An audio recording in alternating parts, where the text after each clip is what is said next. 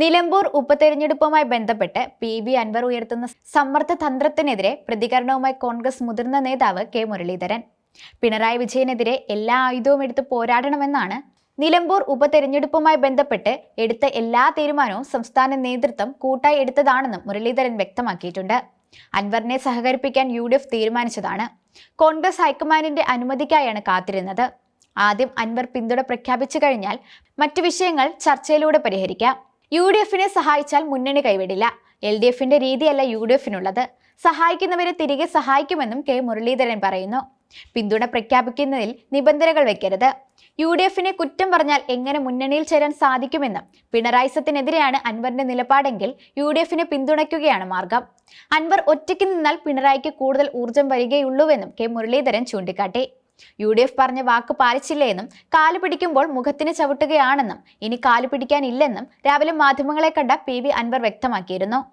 കമ്പ്യൂട്ടറിൽ മാത്രമുള്ള പാർട്ടി വരെ ഘടകകക്ഷികളായ UDFൽ തന്റെ പാർട്ടിയെ മാറ്റി നിർത്തുന്നത് ആരുടെ താല്പര്യമാണെന്ന്, എന്താണ് താൻ ചെയ്ത കുറ്റമെന്ന് UDF വ്യക്തമാക്കണമെന്ന് അൻവർ ആവശ്യപ്പെട്ടിരുന്നു. ഈ സർക്കാരിനെ താഴെ ഇറക്കാനാണ് താൻ രാജിവെച്ചത്.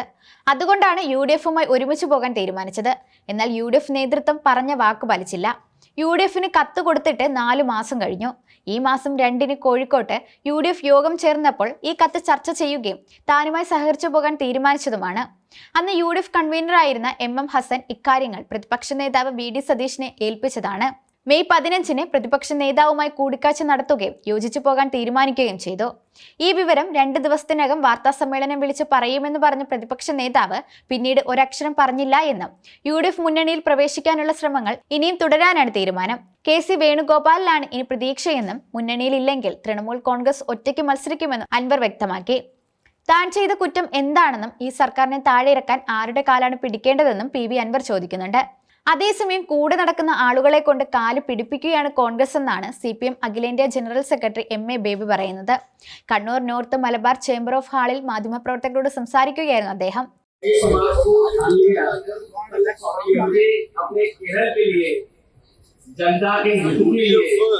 കോൺഗ്രസ് पूरे राष्ट्र के लिए ആളുകളെ കൊണ്ട് കാല് പിടിപ്പിക്കുകയാണ് കൂടെ നിൽക്കുന്ന ആളുകൾ अच्छे प्लान करने के लिए സാഹചര്യം എങ്ങനെയാണ് ഇടതുപക്ഷ ജനാധിപത്യയുടെ सभी उस कार्य करने के लिए MLA അപ്പൊ ആ പാരമ്പര്യോടെ ഉണ്ട്.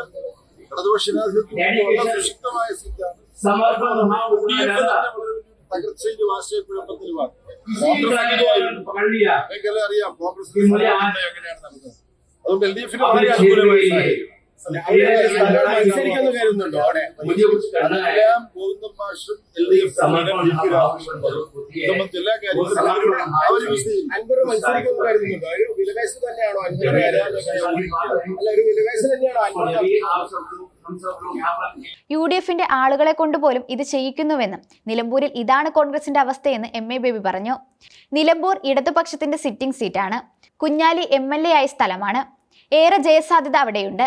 LDF സ്ഥാനാർത്ഥിയെക്കുറിച്ച് ഗോവിന്ദൻ മാസ്റ്ററും LDF കൺവീനർ TP രാമകൃഷ്ണനും പറയുമെന്നും MA ബേബി പറയുന്നു.